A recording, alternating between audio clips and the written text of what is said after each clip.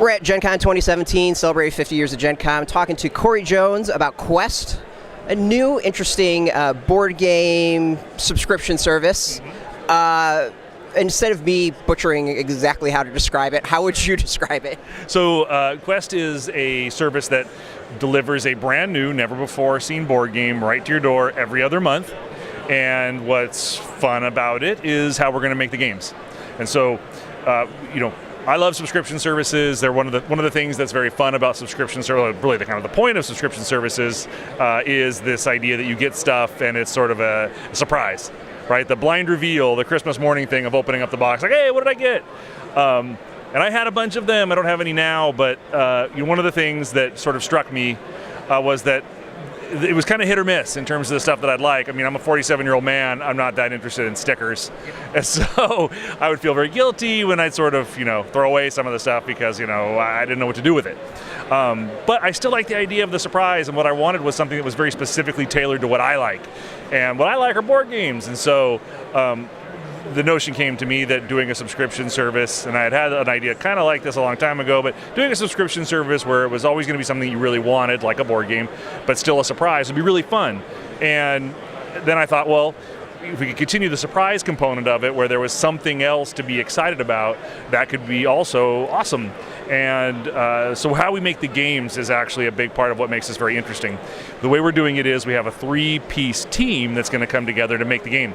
And it starts off with the concept person is going to do sort of the big picture idea of what the game is, build the world, characters. Everything about this concept comes from the first person. The second person, the game designer, takes that and then does top-down design. They'll either pick a piece of it or the whole thing, or they'll come up with some interesting slice.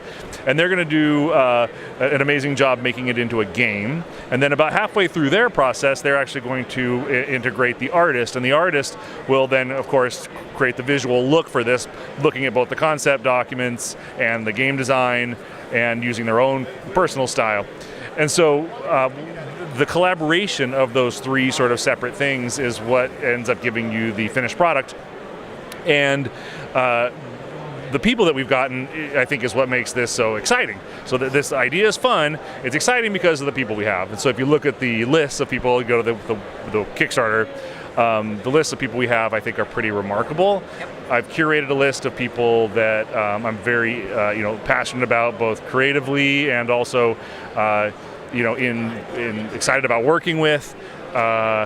We have people like Justin Roiland, co-creator of Rick and Morty, Nolan Bushnell, founder of Atari, Marv Wolfman, a comics legend, created half the Teen Titans, and Blade, and Brom, who is an amazing fantasy illustrator, but also an amazing novelist. Like, he's just, so embarrassment of riches talented. So all these incredible concept people. And then he goes over to the game designers, and again, we have like Bruno Cathala, we have Adam Poots, who created Kingdom Death Monster. We've got the Sadler brothers. So we've got a mix of sort of up-and-coming talent. We've got people who've done amazing things, and so I'm really, really excited to see sort of what they do with these concepts. And then the artists, I was able to pick a nice sort of mix of different styles. People that are famous, like Walt Simonson. People that you've never seen before. People that you've seen online, I'm sure. You've seen some of the cool stuff they've done, but their art hasn't really appeared in the board gaming space, and so that's really fun. I wanted to make sure the games looked very different than anything else in your collection. Yeah, I think the thing that really stood out, one, the list that you put out is like a who's who of talents across everything. There's just an amazing list. But when you were putting that list together, were these people you knew?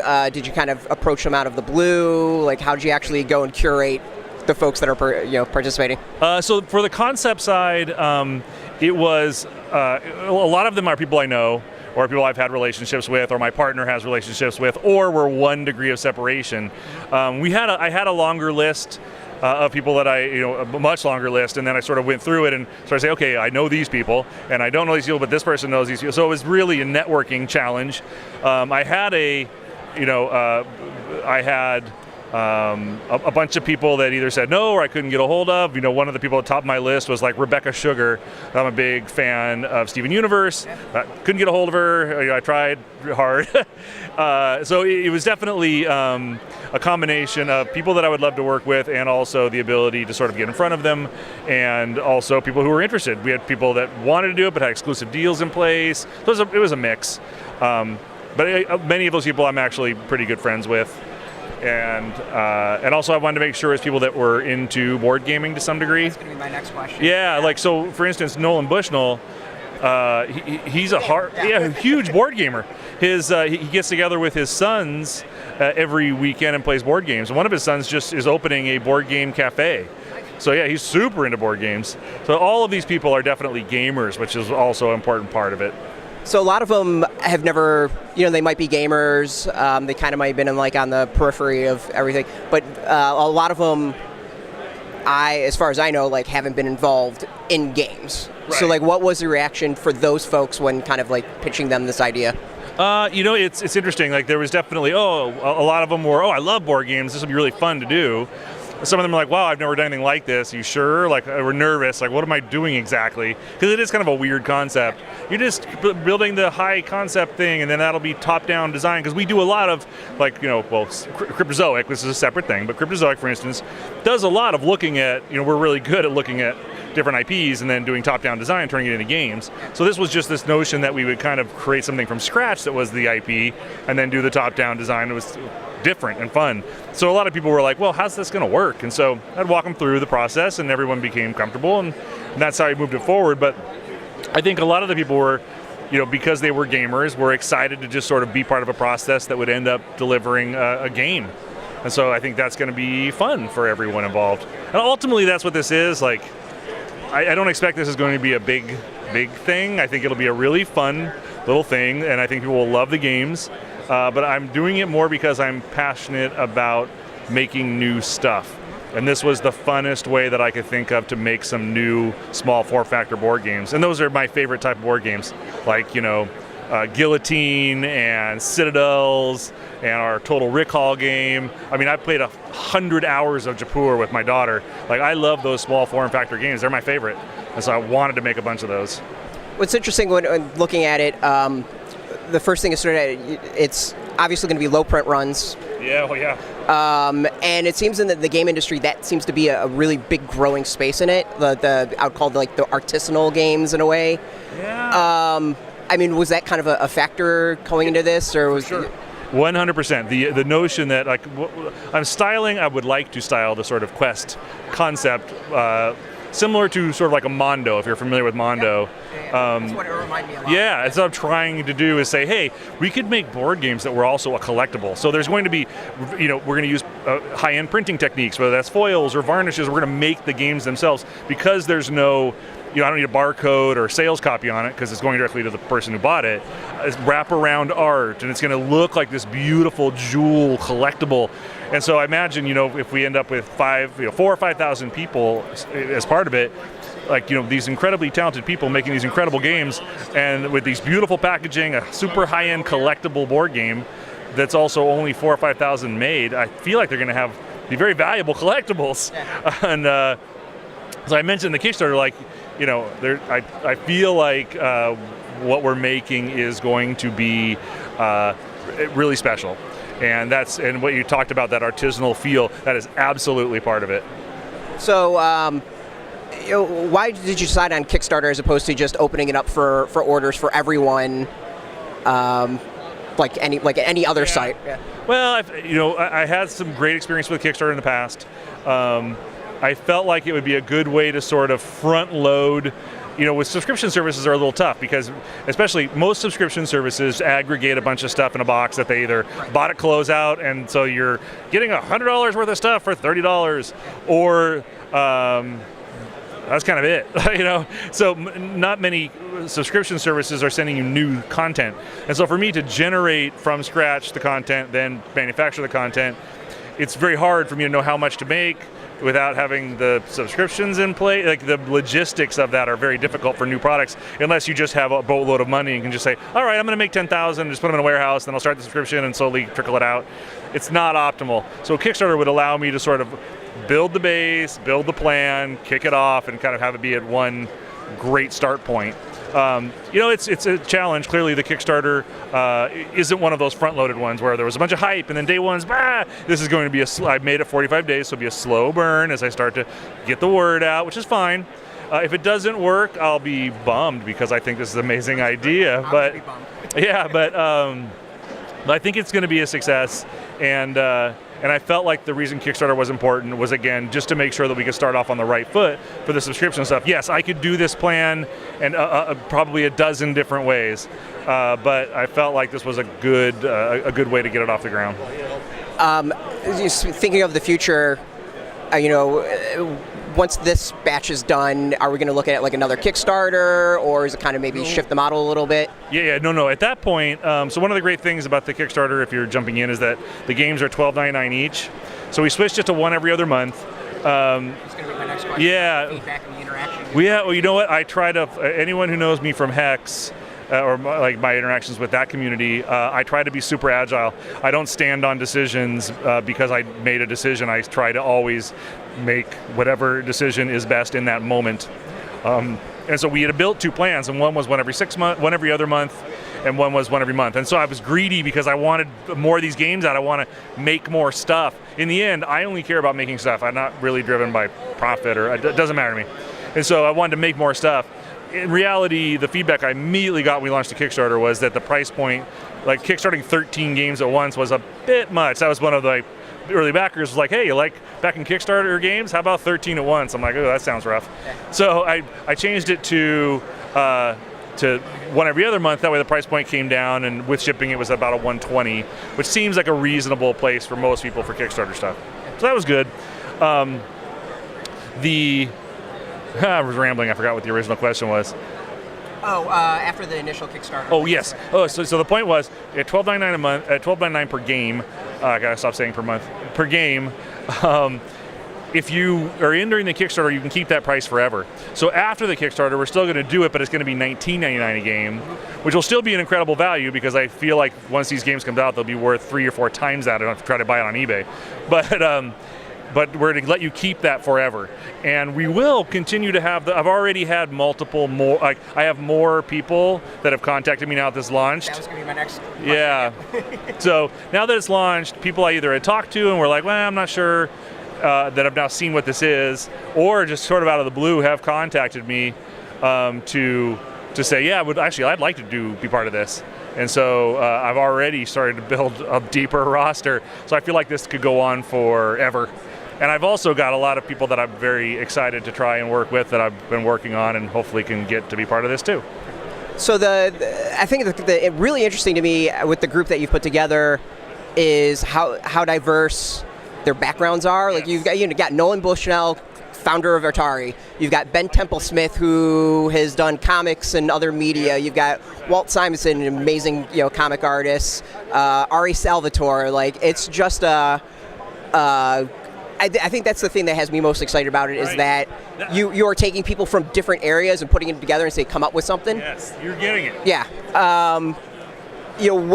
For you, like, what's the exciting aspect of that, or is that just the exciting aspect? No, I agree. That was part of the point of that list was, and I was racking my brains for, I can usually get in front of most people because of how long I've been in the industry and the contacts and everything, but I would think about like old comic runs that I loved or whatever it was, and Vasquez has got me beyond excited to see what the hell he comes up with. Yeah, exactly. And so like if you look at like one of my favorite things in the whole thing is that I got on the art side Earl Otis. So Earl Otis is one of the original D&D painters, painted the cover of Deadies and Demigods. My original Deadies and Demigods when I was 11 years old is sitting on my desk. And so that notion that people that haven't done this sort of thing or haven't done anything in a while or whatever it is that sort of kept them from being part of board games, I could bring them all together to do this, and also working with interesting people. Like I imagine, Fatuti working with, you made Citadels, working with Earl. Like, what is that? Like, and I say it in the Kickstarter, but like, what will these combos end up looking like? And it's just like, Skinner, another one I've tried to work with for 4 years. I finally convinced him to do something with me. Like, he's a fine artist, and I'm so excited to see like what those combos mean. And for me, that's the most exciting part. I don't like I said before, like the success of the. Are they profitable? Do we sell a bazillion of them? I honestly don't care. If I can just sell enough to actually own them myself, I just want to see it. Win, because I want them. And I usually come at everything as a consumer. I mean, that's where everything I've come up with pretty much was because I wanted it as a gamer, and this one, is absolutely the things that I want. I collect Mondo posters, and I love those little board games. That's the trifecta. I love those. I collect Mondo posters and those like print collectibles. I love small form factor board games, and I love all these people. So this is just sort of my like, hey, all the stuff that I love together. That was my final question. There was a final question I had to get over. Damn it, I'm totally blanking on it. I gotta tell you, you are the best prepared person I've talked to yet. With the actual group, like I backed it immediately. I saw the email. I'm like, all right, done. With the actual group of creators, is there like a list of all the combos that are going on? Because I know there was like, here's the designers, here's the artists, here's that. No, at this point, and again, I'm going to announce. So I think about announcing one because I had one extra person that I was talking to, a game designer I was talking to, that I'm excited said yes, kind of after the fact, and so I might announce that person like next week and what combo they're part of, just to try and show people like, oh, wouldn't this be neat with this, this, and this. So, but I feel like part of the excitement, like I said, of the subscription is not knowing. Yeah. And it's so, I feel like, if this doesn't work Kickstarter-wise, it'll be because I didn't understand the board gamers' sort of connection to the notion of a surprise. And so I see that as feedback from people like, well, I want to know all about the game before I get involved with it. And I'm trying to tell people like, I need to jump onto the Board Game Geeks forums and talk to people. Like, well, I understand that, but that's just kind of not what this is. Right. Like, you don't, not everything's for everyone, that's understandable, and this is, part of its excitement is this surprise component. And not everyone likes subscription boxes because they don't like a surprise. That's fine. Then that's not for you, but I just, hopefully there's enough board gamers that love this concept that also like surprises.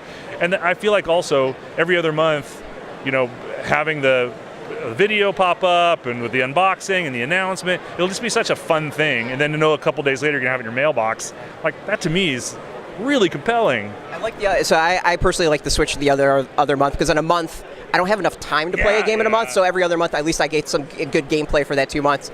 Period. So, like I said, I was being greedy. I just wanted to make. I was like, oh sweet, we're gonna get all this in a year, and then I'm part of it like, I'm not gonna have enough time to. Yeah, I just wanted to make them all. I want to see, especially when I gotta tell you my experience. Like I work on Hex, and we do a lot of art for that game and a lot of creative. Man, when I see the art come in, and when I see like the final execution against the ideas that we've had. It's like drugs. It is so gratifying. Like it's like the endorphin hit I get when I see things actually become into existence. And I imagine this, where it's like we're going to see the concepts come in. It's just going to be like, oh, I'm maybe in heaven. And the game design's coming in, and then finally art coming on top of it. It could be such an incredible experience. So I remember the question I was going to ask. So with the fact that it's going to be every other month. I also get almost a startup feel about it. Yeah. That there's going to be a lot of scrambling to get stuff done in a tough time period. Like what's the lead time? So going to that, yeah. So what's the lead time? Are people already working on stuff, or is it? So the first one, the one that we did internally, so I could do all the costing and everything else, is done, with the exception of the arts in process, and that's the one that Matt Hyra and Rob and I made, and that's my internal team. So I just wanted to do one that I could show some pictures of, and also do all my costing and everything else. So that one's done, and so that'll be the first one that comes out for sure, and that gives us foreclosure. And the game is actually really fun. It's a bidding game, and it's got all these mechanics that are really enjoyable. So after that, every other month. So what we're doing is, and what people I don't think realize, are looking at that schedule like, wow, how can you make that work? Everything fires off at once. And so, and again, some of the stuff is already fired off, but the concept people, it'll all be delivered within X amount of time, and then all the designers are working it's all simultaneous. And so some are going to be faster. I've talked to a few people that are kind of working on stuff now. So the first couple are kind of front-loaded a little bit, but by that point, you're talking about over a year from now, and so, or close to a year from now, and that's a fine schedule. And then past that, we'll sort of get a glut of stuff that we have sort of in the bank, because that'll all be coming in at once, and then we'll be fine forever. Well, and what I'll be doing in the future actually is when I find a creative person, a concept person, a designer, and an artist, when I start to gather more people for the go forward, I'll just fire it off. So I'll just have them in the bank. And so my goal is to have at some point 4 or 5 that are just completely finished in the bank, and that'll be nice. I appreciate you talking. Oh, no problem at all. Thank you. I really appreciate it.